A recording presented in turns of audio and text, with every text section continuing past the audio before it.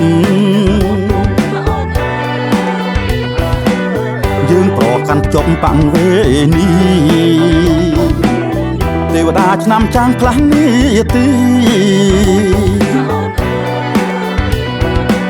ឆ្នាំថ្មីទេវីយាងចុះដល់ចឹងខ្ញុំសូមបញ្ជាក់ថាទីតាំងចាស់ទី1អត់លក់ឲ្យឯកជនគេនៅជារបស់រដ្ឋការគ្រប់គ្រងប្រើប្រាស់កន្លែងធំគឺសម្រាប់ជាពីបំរុងបូកជាមួយនឹងរៀបចំជាសួនសាធារណៈសម្រាប់បងប្អូនប្រជាពលរដ្ឋទៅលេងនាំគ្រួសារទៅលេងទៅហាត់កីឡាអីនៅកន្លែងនោះសម្រាប់អ្នកភ្នំពេញដល់វាលធំបាទហើយយើងនឹងរៀបទីតាំងមួយចំនួនជាសកម្មភាពសេដ្ឋកិច្ចជាសារមន្ទីរជាអីដែលយើងអាចរៀបចំបានប៉ុន្តែទីតាំងទាំងមូលនៅតែជារបស់រដ្ឋអញ្ចឹងសូមអ្នកដែលវិភាគអ្នកដែលគិតគូរថាលក់ទៅនេះលក់ទៅនោះសូមឈប់ទៅនាយករដ្ឋមន្ត្រីប្រកាសហើយបាទនេះគឺជាអ្វីដែលយើងប្រើប្រាស់សម្រាប់ពលានចាស់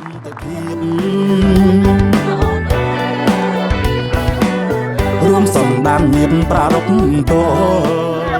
យើងមកទស្សនាច្រើនណាស់ចាំទៅចា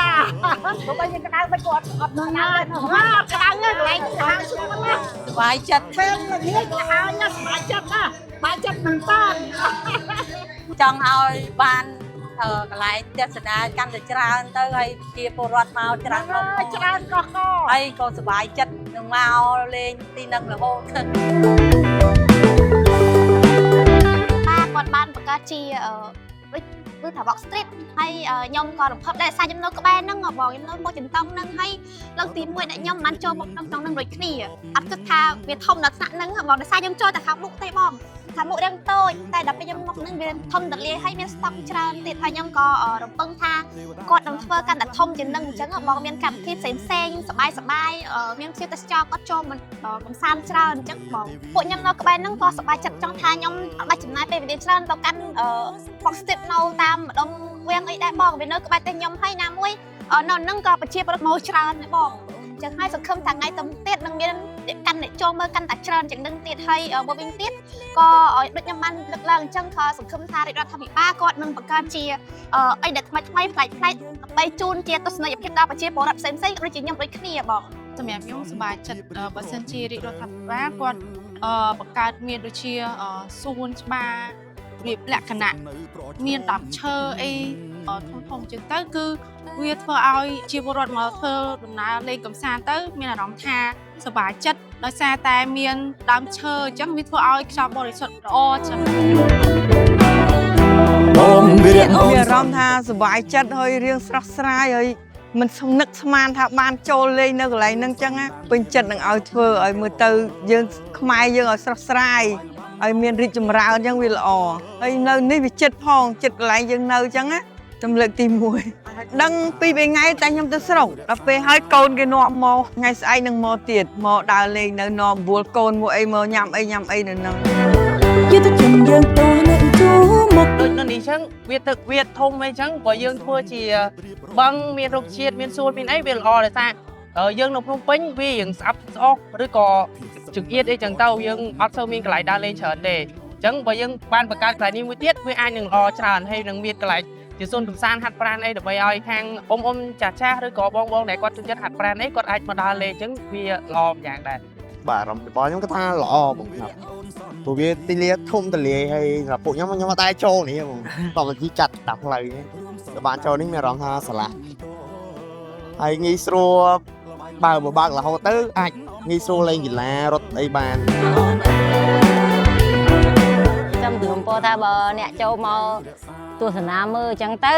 សូមកុំចោលសម្រាមប្រៀបដាស់សូមឲ្យមានសណ្ដាប់ធ្នាប់ដាក់ឲ្យមានសណ្ដាប់ធ្នាប់មានអនាម័យត្រឹមត្រូវ